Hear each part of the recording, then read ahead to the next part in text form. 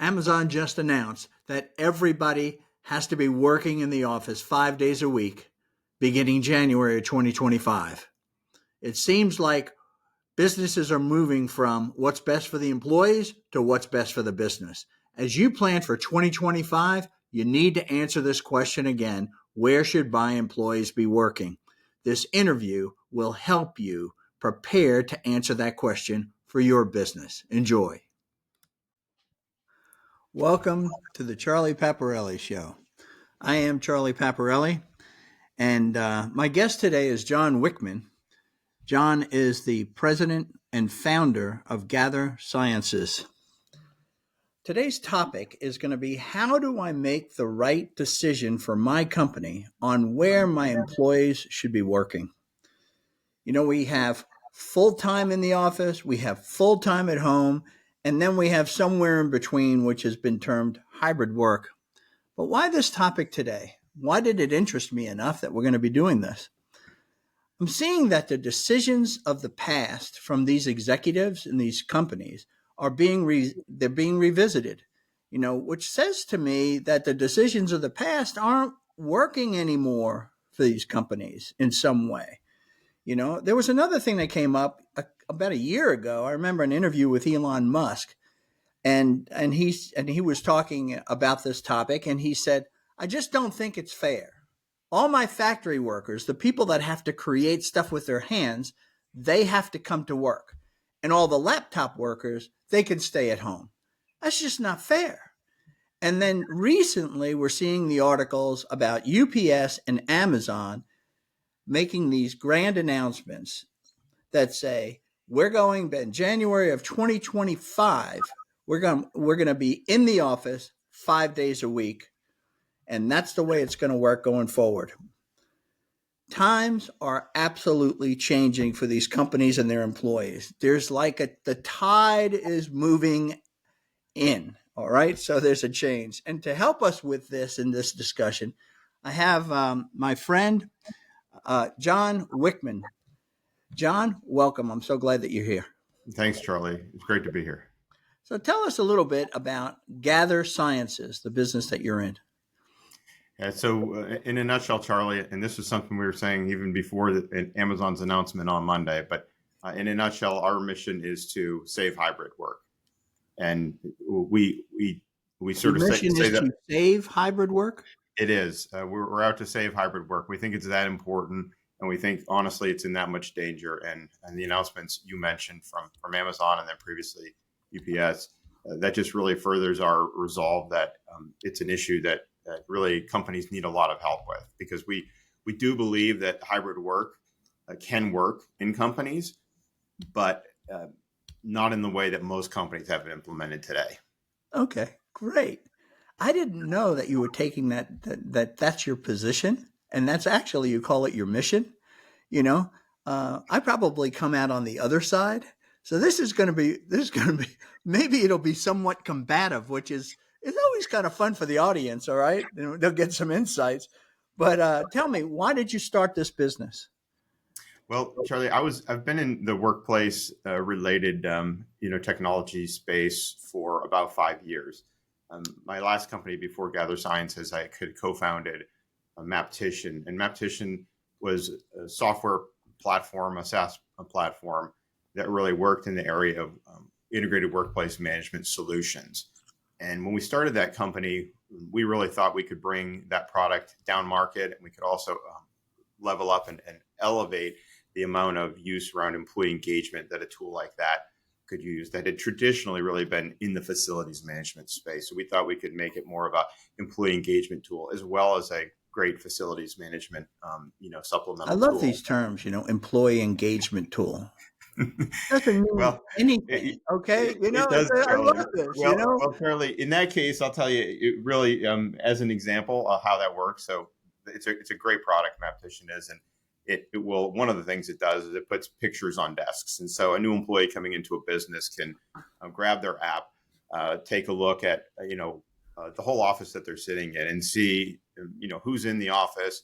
They can see their picture. They can tap on that and see what group. Okay, great. That's the idea of mapping. Okay, the mapping. Maptition, so you know right. who's in the office, where they are, and all that. I got making it easier to engage with your employees. So, it. Okay. so we had the first 10 customers in that business when the pandemic hit. So we're now faced with, mid-March 2020, we have 10 customers, things were going great. And all of a sudden we have a workplace management tool and nobody's in the workplace. And so we really had to, if there was ever a time to pivot, it was then. So the great thing is it allowed us to pivot very, very rapidly and really be the first commercially implemented safe return solution. It got recognized by Inc. magazine and a number of other publications. You started to think through, because of this pivot that you guys had to do, you started to think through, how's this office work going to actually work? Absolutely. So that put us right on the field the whole entire time, Charlie, where we were in a time period where almost certainly every 2 weeks, sometimes even every week, things would change. What's the status of the vaccines? What's the status of masks and no masks, and vaccines and no vaccines? And every twist and turn. And so we saw hybrid work really starting to develop and being talked about before probably it even had a name, and certainly before it was a household term that people were using. So we were very early into seeing that. And one of the things I recognized is that it was two things. One, it was extremely misunderstood. We would have customers calling us or prospects calling us and saying, hey, we want to do hybrid work, so we need a hoteling solution. Well, those two things aren't really equivalent, but that's how much misunderstanding there really was. So it sounds logical to me. Well, but they equated it to simply, well, we're just going to go to all reservations and do that. Well, yeah, because I'm going to have less space. And so I have fewer desks for more people. So I have to figure out who's going to be using what when, right? True. It's a little more. It's a little bit more complicated than that, but I could certainly see. But it was certainly misunderstood from that standpoint, and also, Charlie, I would say that the value that it and the opportunity it really presented long term for organizations and for their employees was not being recognized. If you remember back 3-ish years ago, we were in this state of the Great Resignation. I would talk to senior leaders. I would talk to, in particular, I remember a CIO, and he didn't want to mention anything about coming back to work because he was already dealing with employees who wanted 30% raises. And he said, well, we can't say anything about coming back to the office because they'll all quit. I went and was talking to a development lead, and I said, hey, would all your employees quit if you asked them to come into the office a day or two a week? He said, no, because they just don't come in, because when they come in, there's nobody here. And that was really a light bulb moment for me, and what I sort of knew, but it's really about what was the light bulb moment? The fact that the reason people don't come in is because they come in and their in-office experience was so subpar, either because of who was there or really who was not it's there. interesting because I had that same thing. My son was working for Cisco. They have the most beautiful office space that I think I've ever seen in Atlanta. And I went there and I said, how often do you come in? He goes, once a week. And I said, why? He said, well, when I come in, there's no one here. Right. So it's sort of like, but before we get to that, okay, and we're going to get to that, let's put a stake in the ground. Sure. John, and say, so what you're doing, I just want to make sure, let's just recap. You're consulting with companies now. So you left Maptician, you started Gathering Sciences, right? Gather Sciences, yes. Gather Sciences. And your objective is to protect hybrid work. That's what you're telling me. It is. And in that, Charlie, it's really... Okay, go ahead. Go ahead. Giving companies the ability to really embrace it in a way that it's not going to be negatively impacting to their business, right, or really to their employees. But what you're doing is you have to understand the environment. I mean, you can't just come up with a solution. You're seeing something as we need to get into the problem a bit so that we understand why you're coming down to this kind of a solution, and we're going to get there. Yeah, okay, absolutely. Yeah, but who are you actually working with? So we're, the normal individual, the person who's most concerned about this at an organization is the CEO. They're the individual who's responsible for, obviously, the long-term health and success of the business. And they're the one who can see, right, all these different data points to see that, hey, growth is down, profitability is down, productivity could be down. Yeah, right.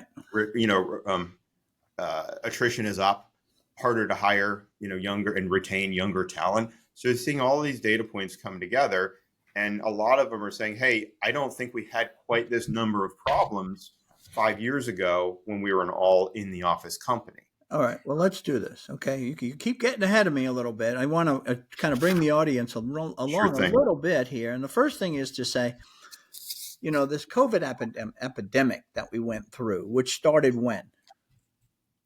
March of 2020. March 2020, right? I mean, it seems like it was yesterday, but it was 4 years ago, right? And so, because we're just sort of used to this operating environment, but I just want to say is, what happened? Go back to March 2020, and what happened? In other words, sure.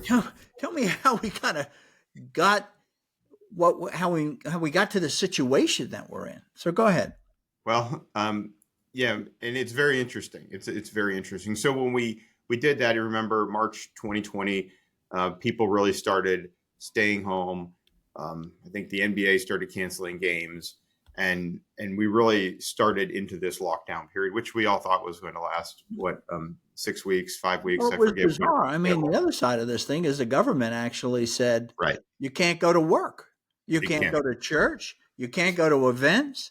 And then we started seeing games being canceled and all that. The NFL was playing in front of nobody, baseball in front of nobody.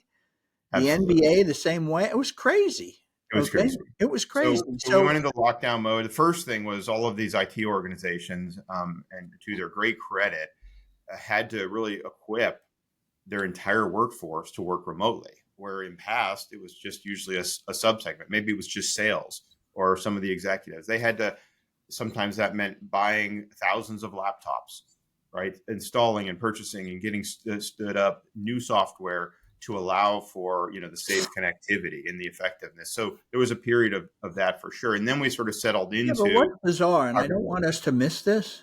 Sure. Is we went from the way we worked, which was everybody came to work. And there was some people at the time laptop people who worked from home or remotely, right? Right.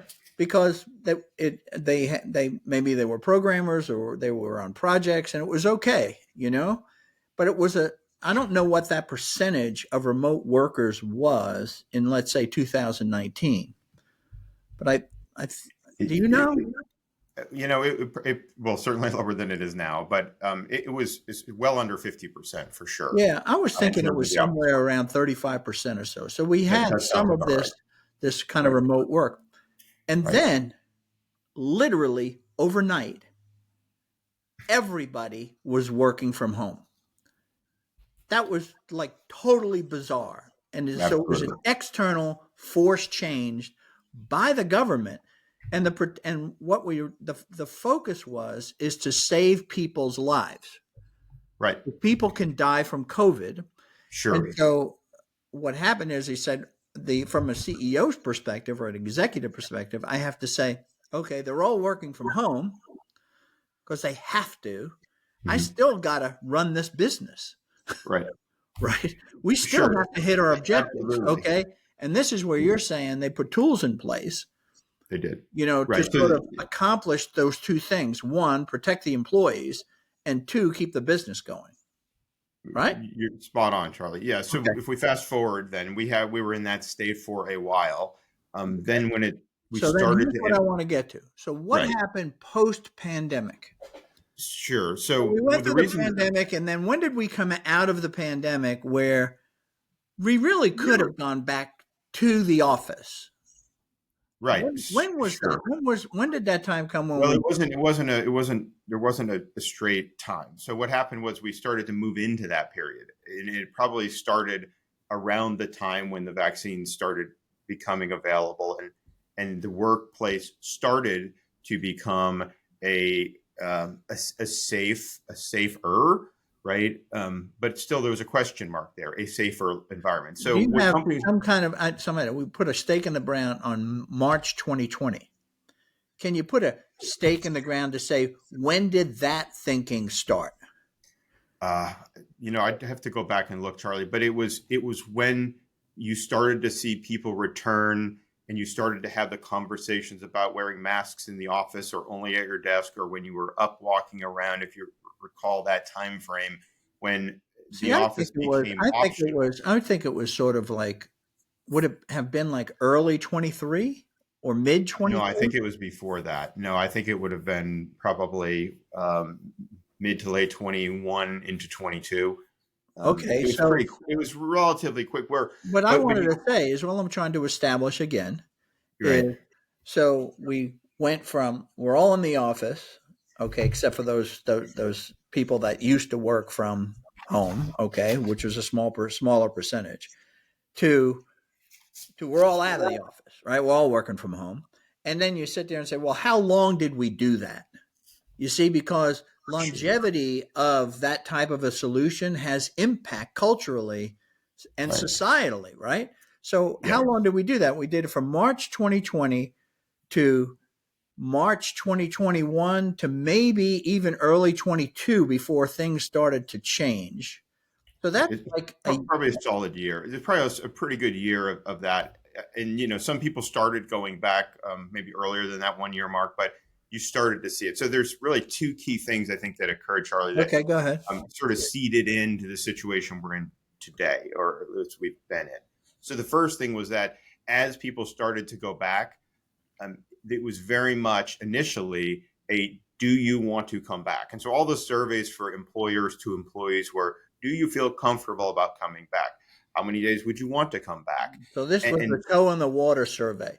go in the water. And it was, everything was, Why it did wasn't they that, even why did they even ask that question? well, because some people wanted to get back into the office, but it was all about employee choice. They didn't ask a manager if their team was ready to come back. They asked every single employee. And Uh-huh. so that Okay. started this pattern of employee choice, employee choice, employee choice. And the Uh-huh. sort of the team concept and the managerial structure concept took a major hit during this time frame. And remember, during this whole time frame, we had new people entering the workforce every single year, every single month. And so they're like, wow, this is great. People ask me what I want to do all the time. I don't, nobody's asking my boss. My boss isn't telling me. Like, the company is asking me what I want to do.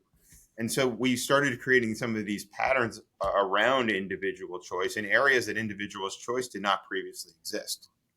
So pause there. Then what did we have? Well, we had all of this economic turmoil, and we started to hear, well, what's this great resignation? And these, I need a 30% raise just because. And we started to see that. So then any effort that a company would have made to sort of start, once we reached a safe workplace that everybody could agree on, was we had a safe work environment again. Well, now we had the great resignation to deal with. And so now employers, it was a very leverage based system. Employers didn't feel comfortable taking any kind of a hard stand on bringing people back because they didn't want to lose them. They were having a hard enough time Well, here getting we are. So employed. we started. The pandemic made the focus the employees. And then the Okay. great And then resignation, the which was great the outset resignation of it, exacerbated that and it reinforced just it that poured it's really concrete all on about the employees. it. It poured concrete right in that mindset, and Oh my God. it Okay. reinforced it. Okay, and so now you've got these two things as 1-2 punch, and so then, but Really, what's with the the great problem resignation, you get to now the now? employees seem to have all the leverage. Employers, yeah. No, the Like employees have in a all the leverage. leverage, well, in a leverage based system, leverage can swing, and so now Well, I we've shouldn't moved say into a leverage. softer job market. I'm going to use the term power. The Yeah, it's employees had all the power. yes, Okay, so we went from protecting the employees to now the employees, because of the great resignation and this bump in inflation, okay, it all came down to, hey man, you got to make it right for me. right, Okay, right, it's not enough I'm working from home and I'm not going to come into the up, but you got to make it right for me right, financially. Otherwise, right. I'm going to go somewhere else because there's just a there's jobs available everywhere. Because I can work for any company in any location because remote was the thing. Oh, wow. Okay, good. I think that's great. I forgot about that. That's Yeah, that great resignation piece. Okay, go ahead. right. So what else Um, happened? so now we're entering this stage where we had this sort of middle period where there was, settling out, and some people were doing mandates, and you were starting to hear that, um, and I would also say there was a recognition that, hey, maybe this hybrid thing, at least how we have it, isn't working out that great. So then you start, I would say there's this period of maybe measurement and assessment where we're starting to see, okay, all the money's dried up from that from the pandemic was pushed into the market, and pretty much you opened your front door as a business and money would just sort of flow into your front door. Yeah, that It was hard. $1.1 There was trillion dollars. That so really much was money. amazing. Yeah. Right. So the money dried up, and then all of a sudden it was like, uh-oh, we were saying how great we were doing.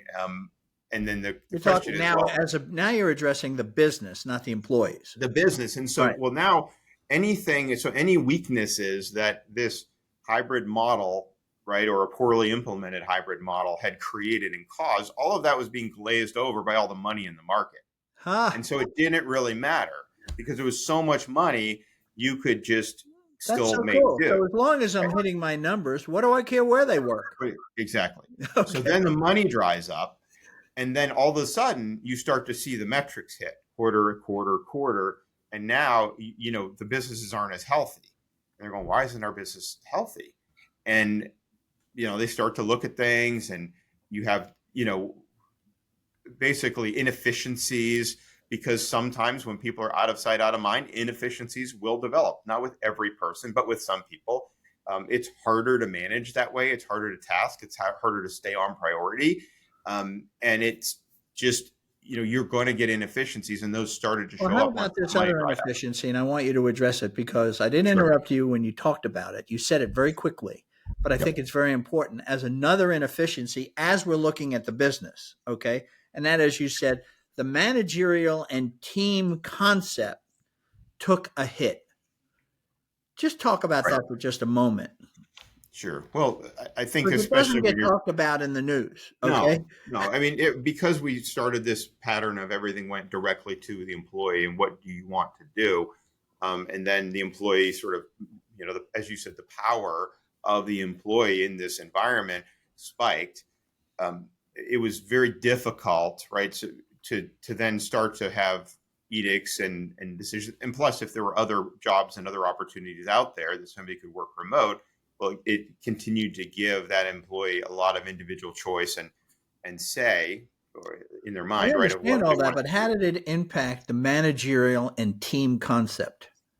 Well, it certainly did not. Managers did not feel empowered to do the things that they felt they needed to do to get their teams working in a fashion maybe that was optimal. And so if they felt, hey, that would involve us coming together, well, that may have been put off to, well, you just need to learn how to manage differently in this new environment, which I think is what if as a manager, okay, I want to move up to another management position. Well, as a manager, my responsibility is to make sure I'm developing people, okay, identifying and then developing people to kind of take over for me so that I can progress. Did all that just stop? It just became much more difficult. I mean, I hear that all the time. Do you? That one of the challenges to everybody being remote in different times and places is that it's very difficult to see how an individual who may be somebody who could be in a succession plan, right? How they interact with their teammates, how they interact with peers, how they interact with other leaders from other areas. You can't observe, which are very key factors when determining who's ready for that next step of leadership. Yeah, and they couldn't observe that because they were in their 60-minute Zoom calls, right? And that was the only thing they could do. And so they were on not enough data. Absolutely. So those what I call them millions of micro interactions that you would have in an office environment. They were gone. Absolutely. Okay? So I didn't know. So it was a crapshoot in that regard. But the other thing is that I see is that when employees, even after everything settled out after the so we had the pandemic, then the Great Resignation wave, right? The employees now have the power, but things started, like you said, the $1 trillion started to dry up. And so business got to be harder to hit my numbers. And so I go back to the employees, and we were hearing things like from the employees who still believe they have the power because they've been sitting with the power for 2.5 years, right? and they say, "Oh, I can even be more productive from home. It's better for me and my family. I don't have to waste hours commuting." Right? There was an argument that that with a remote workforce, I can seek the best employees worldwide. I don't have to just hire from my local geographic pool, if you will, okay, which isn't optimizing things. These are the kind of the things that were being talked about. Right. And so from the employee standpoint is it's so much better for the company if I'm working at home because I'm so much more productive. From the business standpoint, they were looking and saying, well, now I could hire worldwide. Mm-hmm.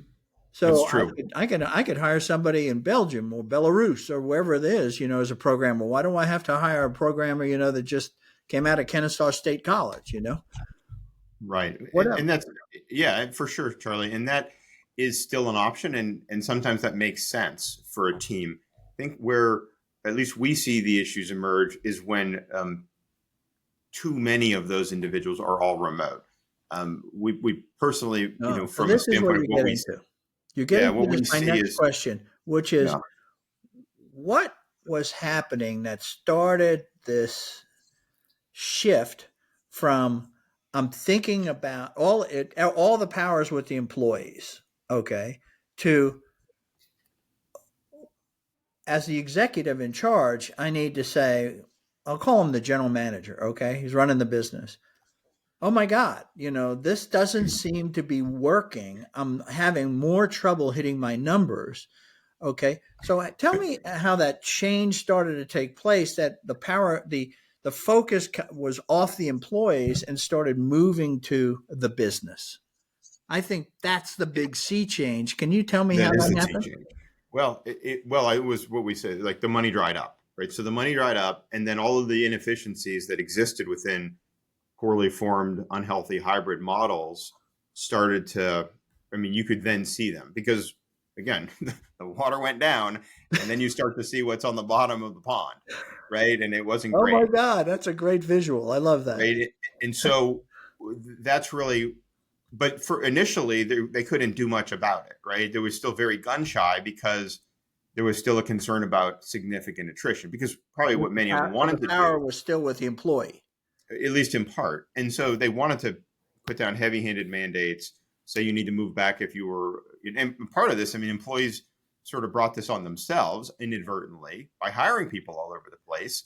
And so there's a lot of, there's a lot So in they the reinforced the process. problem, I right? mean, if you have Yeah. hired 30% of your people who don't live in the state you're headquartered in or don't even have an office in, well, that's not something you just snap your fingers and solve overnight. It's because many people hired remotely, really remotely, out of area remotely, as we say.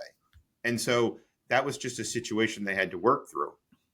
And not to say that that's a terrible thing, and not to say you can't have remote employees. I think there's a great rationale for having No, but some so level but I of think remote. what we saw though is the first thing that happened is when they started to focus on the business, then you started really moving from Yes, you're fully remote right. to you need to be in the office Mondays, Wednesdays, and Fridays, or you need to. Everything was tried, Charlie. Employee, and there's actually, But that was their solution. I mean, to this problem that they had, which is the business isn't doing well. So tell me yeah. about those solutions and what they learned from those solutions. Well, they everything from the classic is Taco Tuesdays, right? So let's say bring in free food. Let's have a nice, let's redesign the office. So food, office snacks, all of those things, and from this levels of flexibility, which is really where we see most of the problems arise, is very, very flexible, which is employee choice about everything. You come in 2 days, you pick, nothing's really tracked, nothing's enforced, right? And so, of course, the people who are the rule followers, they follow the rules, and then the non-rule followers, they don't follow the rules because there's not enough structure. And then the rule followers say, well, if they don't follow the rules, why do I need to? And they stay home too, right? And so the whole thing breaks down if it lacks enough structure.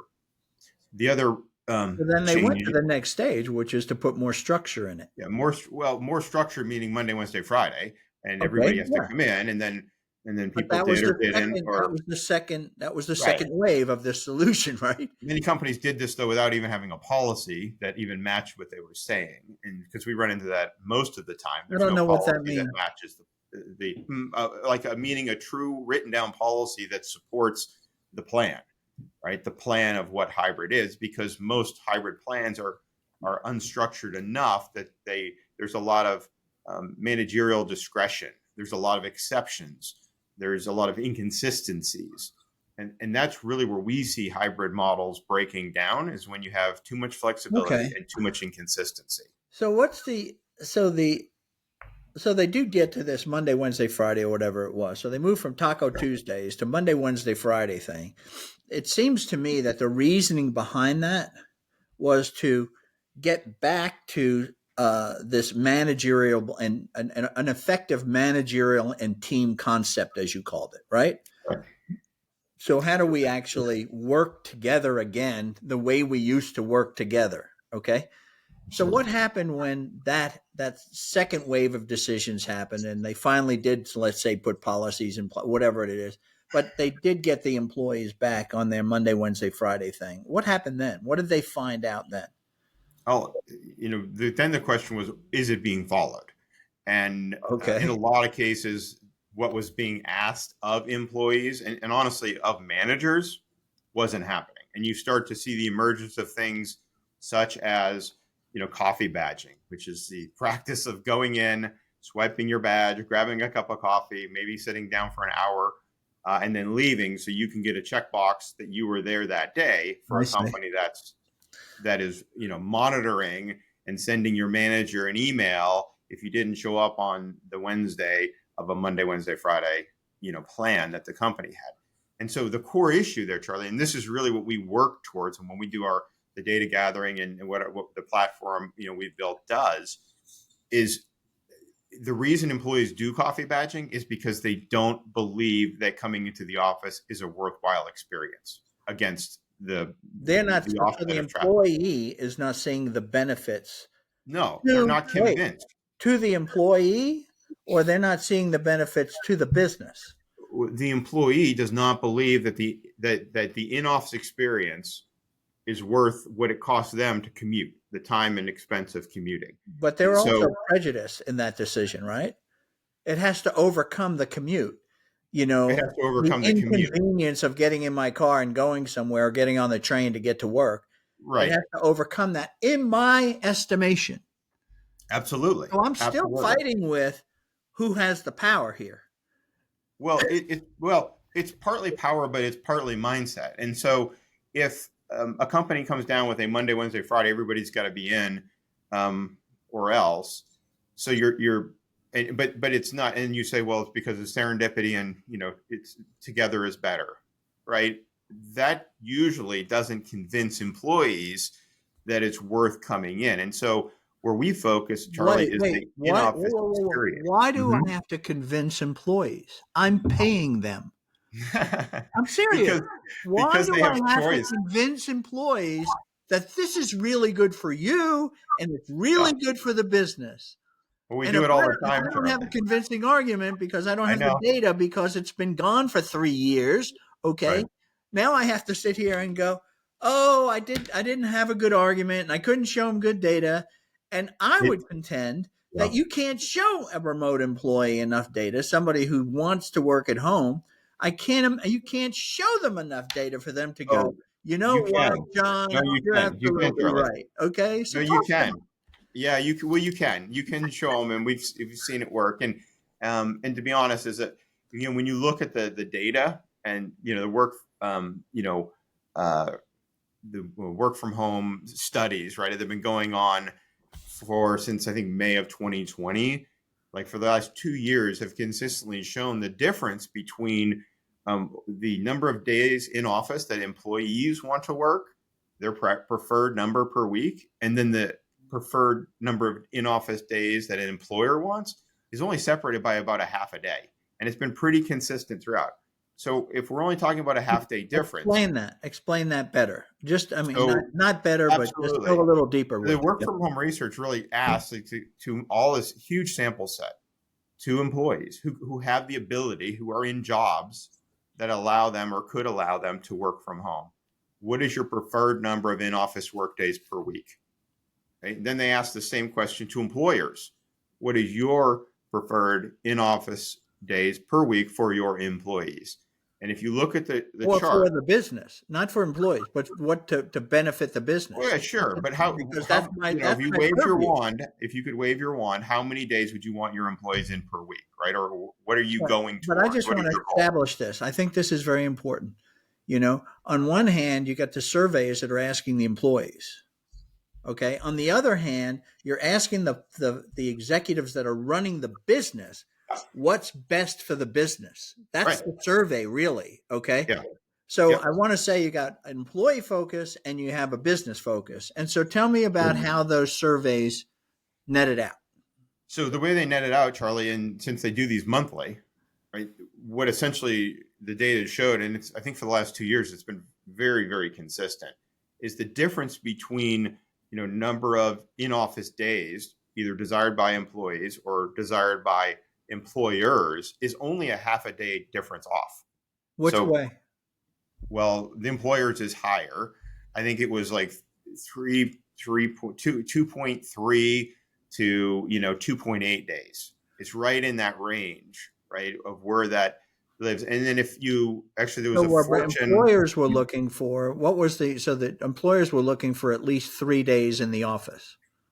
it was a little under that, Charlie. It was a little under that, was like 2.8, Well, and 2.8, you got to round it up, man. I mean, that's around close that. to, And employees were 2.3 or so. So which is we're only saying two talking days in about, the office. So that's really a 1 day difference. I'm not going to no, use, I there's a can't half deal with day. it. Well, well, we're talking averages, right? Averages. So Yeah, I it was understand. literally a 0.5, Okay, 0.5, great. half I a got day it. difference. Got it. So when we look at this and talk to people, we say, the issue isn't really about a battle over how many days we spend in the office. We think the core issue is really around trust, and trust in both directions, right? So there's employer trust. Hey, are my people working? Are they working on the right things? Are they focused? Are they being intentional with their time when they're home, maybe even when they're in the office? And then employees, the trust issue is, hey, does my employer trust me to do good work at home? And are they only asking me to come in because they don't trust me? And do I trust the employer's All right. judgment All right. about Wait a second. pulling me into the business? Wait a second, John. Wait a second. Okay. Your argument, okay, is centered on power to the people. Okay. In my mind, that's how I'm Okay. hearing it. Okay. Versus saying, hey, why don't we stop talking about the employees? Because we've been talking about employees for 4 years now. Okay. Since the pandemic. Okay. Almost 4 years. How about we start talking about what's best for the business? Okay. Absolutely. And let's park this argument of what's best for the employees. Okay. Because your argument, which is trust, or what you're calling to categorize as trust is a very personal issue. Okay. And what I'm looking for is I'm getting to a macro level as a general manager and saying, look, I got to run this business. This is what I think is best for the business. I don't care if it's 2.8 versus 2.3 and 0.5 and trust issues and all that. You know, what we're seeing now is this next move, before we get to what your solutions are, this next Mhm. big wave move, UPS and Amazon and Morgan Chase and all right. What did they say? What decision did the CEOs make about with those businesses? Right. The What's their question, though, decision? Charlie, is, Tell me what their decisions were. well, the decisions were to bring everybody back. For how long? 2.8 days? No, 5 days. 5 days. Okay. So we see, so they moved from, to me, oh, I'm really concerned about the employees and what they think and the surveys and blah, blah, blah, blah, blah. And they went to the hell with it. Right. Everybody's coming back in the office. 2019, we're back. Sure. Okay. Well, Charlie, So yeah, but tell me why they don't. Tell me why they did that. well, they did it because of issues within their business that they believed were being caused by how hybrid was not working. Oh, okay. Right. Well, these So guys, do our you think they position, were Charlie, is arbitrary? Were they arbitrary in making that decision? How no, did no, they of course make that not. decision? Yeah, and to be clear, I think there's real issues with hybrid, and hybrid is causing real issues. Our position, though, is that there's another way to solve it than bringing everybody back 5 days. Okay, but help me this. Just tell me, how do you think that they made that decision? Okay, Well, because we it's went through the state, we went through everybody yeah, works at home. Oh, we have Taco Tuesdays. Oh, Monday, Wednesday, Friday. Okay. And they're like, right. the hell with this. Okay. I'm here to run this business. The guy, Yeah, what's his name? I don't know what the CEO's name was. I forgot his name right now for Amazon. He goes, everybody's back starting in January. And everybody and the employees are like, some of them probably said, yay. And some of them, and a lot of them said, what the heck is this? right. Right? But how did he make that kind of radical decision that people should come to the office to work? How Well, did he I do it? don't. Yeah, I'm not sure it's radical, Charlie. I think it's very practical from his perspective and from the data that they had, which was we tried all these other things and they didn't work. Right? Either people didn't follow them or they weren't effective or whatever it happened. And our business is still seeing issues that we feel confident, at least in part, are being caused by how we're doing workplace right now. And we can't let that situation continue because it's going to hurt the business. And so they did what they needed to do, what they believed they needed to do, which was to fix it. And the way they chose to fix it was probably the only way they thought could work, which is we got to bring everybody back 5 days and get back to the way things were. There you go. Okay. Right. In other words, the focus shift from the employee to the business. It It said, has wait a to. minute, I'm It paying has to you. shift. I'm paying you. If you want to work here, you got to come to work. Okay. Wait a second. If Yeah. we look at the school situation, they had the same thing. Everybody, all these kids are going to work from home. Now, here was the problem. Now, it ended up everybody goes to school again, right? What was the problem? It was inconvenient for the parents to have the kids home because you got two people working. How am I going to do this? It doesn't. And because of that inconvenience, they said, education is better done in a classroom environment. Everybody back. But we don't have that inconvenient piece from the employees. They're sitting here and going like, wait a minute, this is very convenient for me to work at home. And they're up in arms because the employer said, no, everybody's back. And so they're going back to their old arguments of, oh, I was more productive. I'm wasting time commuting. I'm tired when I get to work. Blah, blah, blah, blah, blah, blah, blah, because they're fighting for their convenience.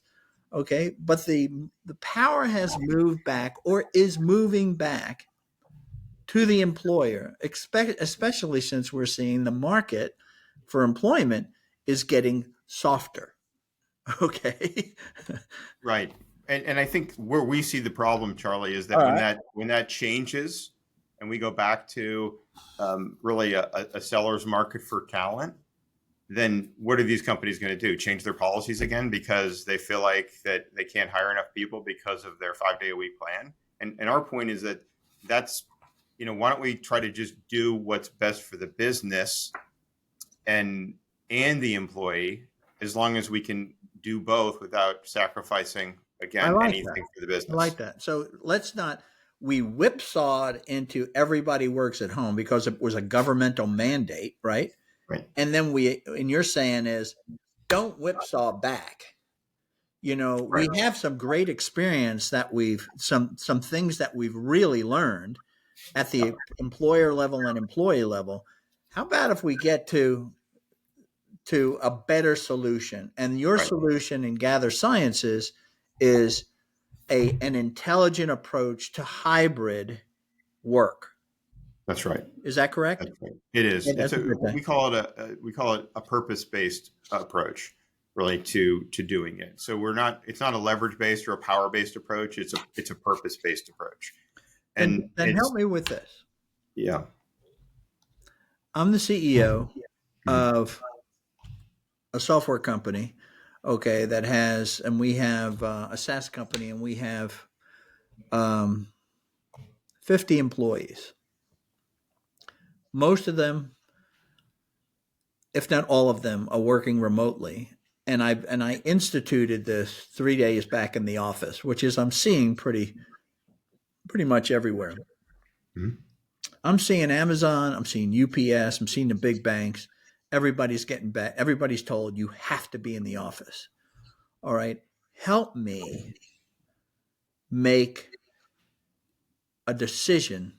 Tell me what the criteria are for me to decide for my 50 employee base. Okay. How, what decision should I make? What's best for the business? Okay. And yeah, I want to take care of my employees. Don't get me wrong. I'm just not this cold hearted Eddie. I really want it has to, I realize we're in a partnership, but I am paying these people. Help me, John. What are the criteria that I should consider in making this decision? Oh, Because I'm being forced to make it now. sure. No, you are. And as with anything, any benefit, right? Anything that employees or prospective employees value, you have a decision to make. A company can decide whether or not to offer benefits and what level of richness those benefits include, Right. right? And employees or prospective employees choose an employer due to that. And so somebody who doesn't offer any benefits is probably going to have a harder time attracting top talent than somebody who does offer a rich benefits package. And so we view hybrid work really as a very similar thing, that those companies that are able to figure out how to do hybrid work in a way that does not negatively impact the growth or success of the business or the growth or success of the individuals within the business, that those companies will have a distinct advantage in hiring top talent versus those companies that maybe thought they needed to hit the easy button and bring everybody back 5 days. So I like the way that's an interesting thought is to look at this work flexibility, where I'm working flexibility, as an employee benefit. And so it's just Absolutely. part of the benefits package Right. because But it does benefit you as my employee or prospective employee to be able to work at home and not commute. well, work at home part of the time and not commute. And in some roles, you might be a remote employee, but really part of the time, because we don't believe on whole everybody working remote is really healthy for anybody or the company. So there's a proportionality to Why it. But not? if we lots of reasons, all the reasons we see companies now reacting to negative traits, aspects of their business, that they're bringing everybody back 5 days. So, the profitability, productivity, innovation, culture. I mean, all of these things are taking massive hits. I got it. Um, Okay. and so there's value there. Now we say, yes, it could very well be viewed as a benefit, but that assumes the business has put hybrid and implemented hybrid work in a manner and in such a way that is not negatively impacting the business. We're not saying, if your hybrid is going terrible now and you really think it's hurting the business, just keep it because it might be a good benefit. That's absolutely not what we're saying. We're saying if you have a well functioning, non-damaging, hybrid model and approach, then it can be an excellent employee benefit and can really be sold. Even the in-office time, Charlie, can be sold as a benefit to those employees, especially the younger ones So who give are me the solution craving to to that. learn. So this is what your focus is. So then Yes.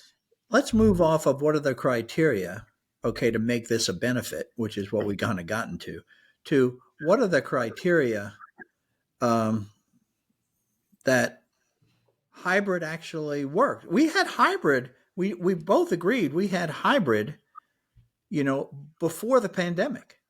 Right. It just was, maybe 35% or whatever the numbers were that we kind of agreed on, Mhm. but now we went to 100% remote and now we're kind of coming back. And some businesses are saying it's 100% with zero hybrid, okay, or Right. zero remote. And you're saying, no, no, no, no, wait a second. Let's not throw the baby out with the bathwater. Then help me. What is the advice that you're giving people, or how are you consulting with them so that they come to a well functioning, well balanced model that's good for the company and the employees? Yeah, no, it's a great question, Charlie. So there's really two parts. So the first thing we did is we've built a framework called actually Balanced Hybrid. And it's a framework that we've been developing over and refining over the past 3 years. So, it's been something that has been a work in progress because this is a constantly changing topic, but really we feel like it's really settled in. And so what Balanced Hybrid, what that framework says is that a best practice hybrid model is going to really have 4 key elements to it. It's going to bring together the right people at the right time and frequency into an inviting collaborative environment, and then to do the things that matter most when you're together. And so those are the core pillars. Now, we do say that all must sit on a foundation. Had 4 elements. I missed the 4 elements. 4 elements, right? And they're I simple, didn't get right? 4, I got 2. So bringing together the right people. Yes. At the right time and frequency. Oh, that's the second one. Okay. Into an inviting, collaborative office environment or work environment. Could be any sort of space, right? Yeah. And then the 4th is to do the things that matter most when you're together. Right? And so the simple way we say that is people, pattern, place, and purpose. People, pattern, place, and purpose. Place and purpose. Got it. Okay. So then, Charlie, what we've done with Gather Science is what the framework is. That's the framework. And we believe in that. And we believe that will yield very, very positive results for organizations that put that in place, but that do so really sitting on a foundation of visibility and accountability, because we think those are both very, very important to make hybrid work effective. Why should I go, oh, he must be right. He believes that. Like you said, we believe. Do you have any data or anything that can say, no, what we're, and it might not be, it's not finalized here. Okay. Because we're still all learning. I get all that. Okay. But what's making you sort of continue to double down on this idea that companies should have hybrid work? That's what I'm asking. Yeah. You're seeing stuff. What do you see? Well, I mean, one of the most obvious things is when these mandates go in place and people, are forced back into the office, that they are, they're doing things like trying to game the system, or they believe that it's a waste of their time, or they believe that it's an arbitrary decision. And so we have, one of the measurements we take, Charlie, is called an office experience score, or an OES. So you could think of it as the Net Promoter Score for hybrid work model health. Okay. And so in this one question, this office experience score question, we ask, it's just one question. We say, in the past 45 days, how often has your in-office experience been worth the commute? Okay. And there's 5 possible answers. That's beautiful. Never. That gets right to the issue. Gets right to the issue. From the employee standpoint. Right? Yeah. Because so the answers are never, seldom, sometimes, usually, and always. Okay. 1 to 5. And sadly, most companies, when we work with most companies, they land around a 3, which is a sometimes. And so when I'm talking to a CEO, and by the way, it's not unusual that well over 50% will answer sometimes or less, meaning seldom or never. And so when you're speaking with a CEO, you can say, well, this is your employees saying, without really saying it, that they believe that at least half the time, you forcing them into the office is a waste of time. And so if we're talking about employee engagement and motivation and respective leadership in your company, if you have 70, 60% of your workforce who thinks that half the time you're wasting their time, you're already underwater in engagement. You've moved from engagement to disengagement to resentment. And that's a hard row to hoe if you really want your people motivated, treating your customers right, and caring about growing the business. Huh. What's the second piece? You said that the framework was the first one that you get to, right? And you said there were 2, I think, didn't you? Right. It is 2. It's visibility and accountability. So those are really core to it working. No, I'm not following you. Okay. Yeah. Right. So you said there's 2 things that we address. One is this, we have a framework called Balanced Hybrid. Right. And you gave me the 4 elements of that. What's the second one? Well, I mean that is the framework. We believe there's some elements of the framework, to make the framework work, that it has to be within an environment where there's visibility of what's happening, who's where, right? So enough structure, and then accountability. So accountability for people's time. I'll give you an example of this, Charlie. We're working with a finance group, and we're working with the controller, and we had gone through a balanced hybrid planning exercise where we really understood, what was that high value, what were the things that were most valuable to do in person, and different things like that. So we went through this whole process. We came up with a plan and the patterns and all of that. When we were sort of doing a kickoff of it all, the CFO came to that controller and said, "Hey, guess what? We just this was like literally the same day. It was crazy that we were doing this, and they had come up with their plan of what they were going to do." He said, "Hey, we just got out of the executive leadership team meeting, and we're going to go back to 3 days a week." And this team, right, had been very thoughtful about how they were going to do it, and they were 2 days a week. And then the last week of the month, one of the two teams was going to be completely remote because they were trying to close the books. Publicly traded company, and they needed to close the books. And they said, when we're closing the books, we need two things. We need a lot of time, as much time as possible, and we need to be left alone. And driving into the office an hour and a half each way for some of those individuals in the finance team, that was not giving them what they needed. And so we went through this whole thing. And so his CFO came to him and said, "Hey, we're going to do this new plan." And he said, "Listen," he said, "boss," he said, "No." He said, "No, we're not going to do that," which is a bold thing to say to your boss. However, he said, "We went through this whole process. We went through this balanced hybrid, following the balanced hybrid framework. We went through this process. It was very intentional. It was very thoughtful, very purposeful. And if anyone in the company comes to you as we're doing this and says, 'Hey, that team's not doing their job. They're slow. They're not responsive,' you tell them to come to me, because I will ensure that I get that addressed." And so what I view that, Charlie, is really what I call enthusiastic accountability. And that leader, right, had enthusiastic accountability that his team, whether they were in the office or remote, that they were going to be highly productive, right, and responsive to the other parts of the business. And I think that is a model for from your first level manager all the way up through executives on how to make this work. You have to have that mindset, and you have to be ensuring that you're leaving no question, and there is no doubt that your team is executing on all cylinders, whether you're in the office or remote. So I do believe that this is an opportunity for us to actually do work better than we've ever done work before. Because if you think back 5 years, it's not like we were really crushing it with being planned and prioritized.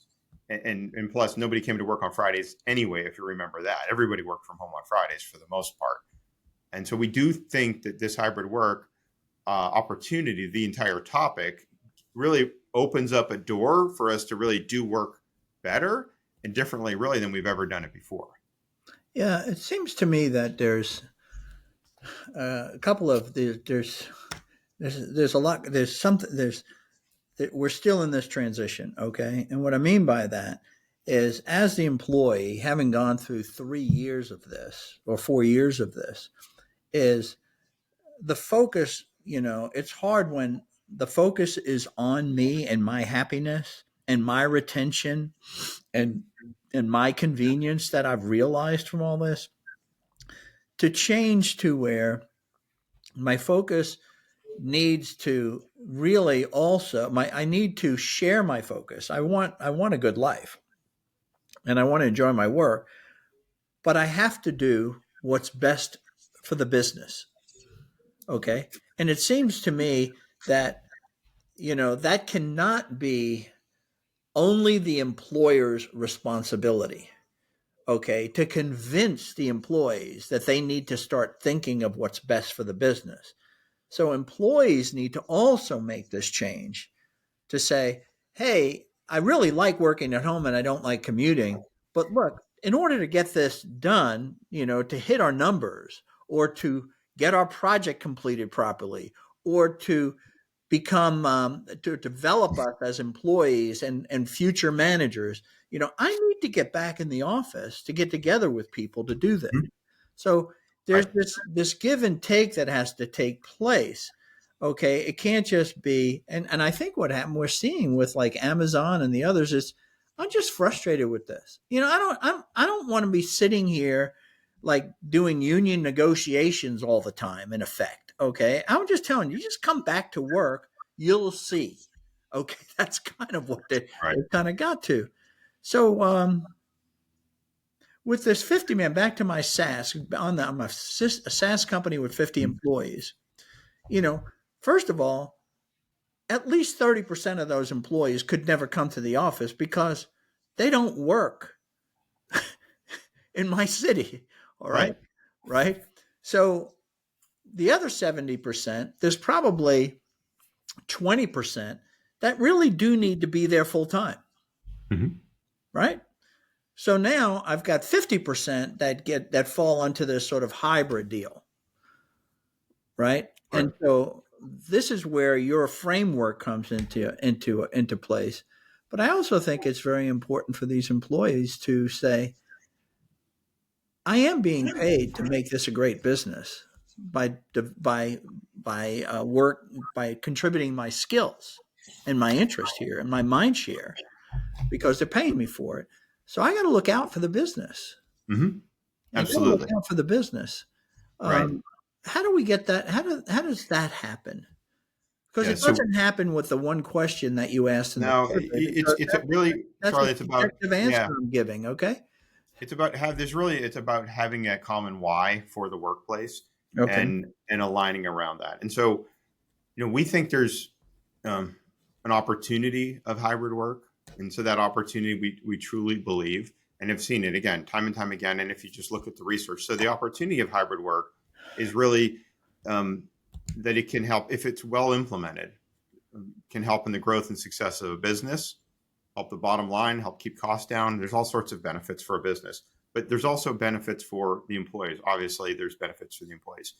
Now, that said, so let's put the opportunity aside for a minute. There's also a responsibility of hybrid work. And the responsibility of hybrid work says that um, in order for hybrid work to be sustainable, it cannot negatively impact the growth or success of the business or the growth or success of anybody working at the business, of the employees. And so, um, and the great thing about the responsibility of hybrid is that that's actually something that everybody seems to agree on. If you ask from the individual contributor up to the CEO, you say, is this reasonable? If we're going to do hybrid work, that it shouldn't negatively impact the growth or success of the business or the growth or success of the employees in the business. Yeah, that makes sense. Sure. So then that's great because then we can say, okay, well, hey, we all agree on this core principle. And so then a message to the employees is, hey, we're going to go through a planning process that's thoughtful and intentional and purpose-based. And you may not 100% agree with or understand, hopefully you understand, but you may not agree with exactly how we get to it, but understand that we're aligned with you around this common why, that we want to embrace hybrid, but we have to do it in such a way that we're not negatively impacting the growth or success of the business or the people in the business. And then that changes people's mindsets right off the bat, what we've found, Charlie. And when we go through that planning process, right, we will see situations where you have a not a huge number, but a fraction of people answering that question about in-office experience of saying it's never worth coming into the office. We see that go to zero. We see the people who say usually, right, meaning the people who previously answered never or Like that. seldom. I like We've that. seen that double, right? And so when you change the conversation and then you do make the in-office experience more purposeful against those activities that do make more sense to do in the office, and you get people off of Zoom calls in the office and into conference rooms, you start to see those numbers move. And then you see lifts in engagement. The culture starts to rebuild. People are excited about work. Those relationships start to build again, and the momentum returns. And that's really what we're going for in a situation where everybody wins, and then the employer can do a better job, hire better talent, attract better talent, and over the long term, still save money on commercial real estate. I'll tell you what, man, you moved me from where I was. That was really good. Okay. Because what you're saying is we have to have a common why. And here's how we get to the common why. So, my responsibility, I'm just kind of trying to repeat back. My responsibility as an executive is to talk about what we're trying to achieve. Okay. And then talk to the employees so that they have clarity on what we're trying to achieve and they see purpose on their piece of what their contribution will be. Right. Okay. On the other side, I have to look out for my employees so that they have a continued positive work experience. Okay. But also make a positive contribution. Okay. In what I would expect, a positive contribution to the business, not something they go, well, I did this today, you know, Right. it has to be, how do we bring these people together in this common why? I really like that. So Um, I think what you're saying is let's look at this. Let's end this with, we just saw this overreaction in March 2020, everybody home. We had everything in between, and now we're seeing the overreaction the other way, everybody in the office. Okay? So in 4 years, we went boom, boom. Okay, here we are. we did. Now we have a lot of experience, both as an employer and an employee, in remote work. And we got tools like we never had before in 2019 and before, right? And they're not only just tools, but they're part of our work environment. Okay. They're like our cell phones. I mean, that's Yeah. that's how we interact now. So we have these other choices. So my question to you is, tell me what your forecast is for what work is going to look like.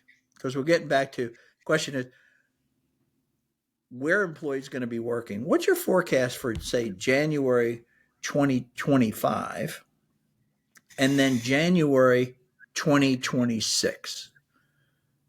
Well, I think you'll see two schools of thought. One will be those Okay. who follow the Amazon path, um, and feel emboldened by that, and they do that. And those companies may be the same ones that have to then reverse course if we come up with a labor shortage at some point, in the next few years. I do think those that take time to maybe pause before making that decision, or maybe after they make that decision, realize, hey, I'm concerned with losing some of my more senior people who have maybe can go find a hybrid option, or it's harder to hire senior people because they just don't want to do that. Or maybe they take a pause and they come back and they say, well, hey, maybe there's a third way to do this rather than living with what I was living with, which was, untenable. And then what I'm doing now, which maybe is better in some ways, but is also creating some negative unintended consequences that I'd rather not have to deal with.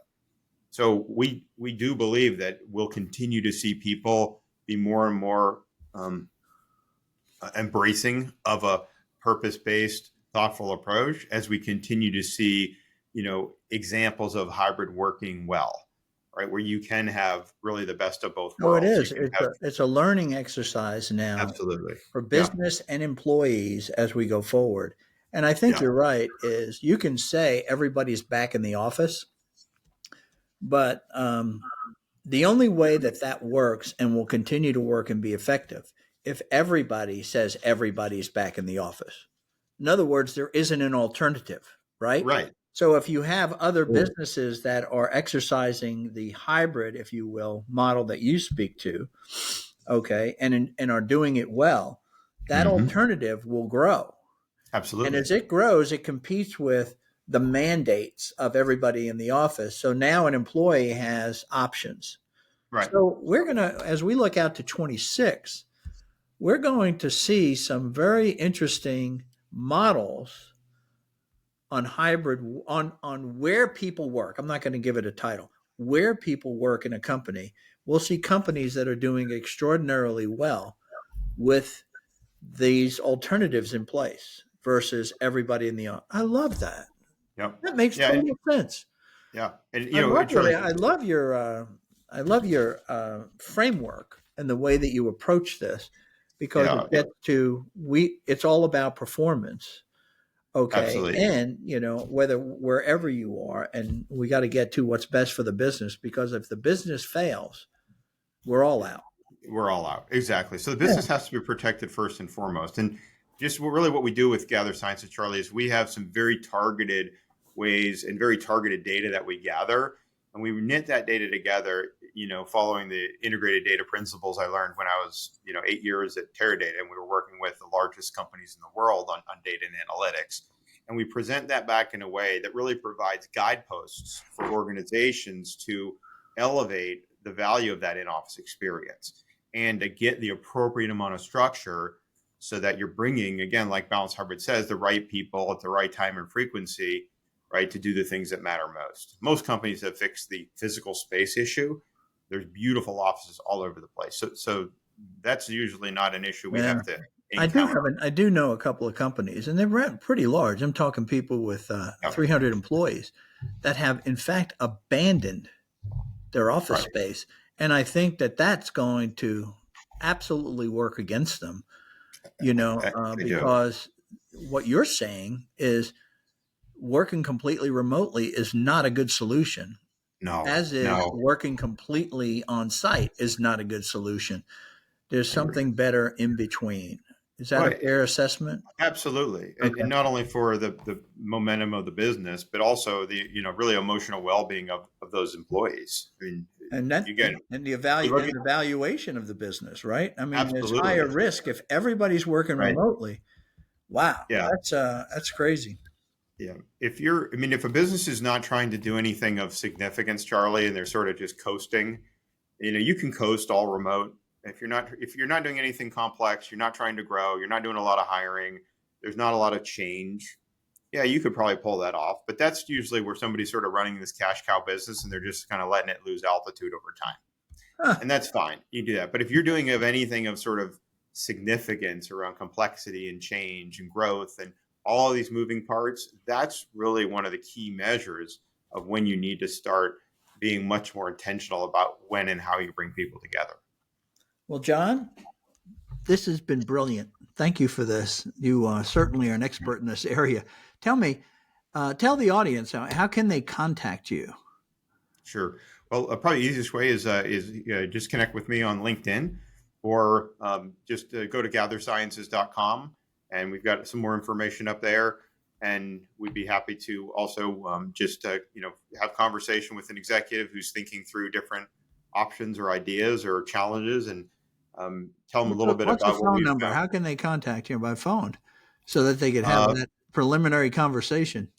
Sure. They could reach out to me on my mobile if they want, Charlie. 770-633-5487. Okay. This is perfect. Thank you for all this time, and thanks for sharing this. And I know I was combative at some point, but I'll tell you, you moved the needle for me.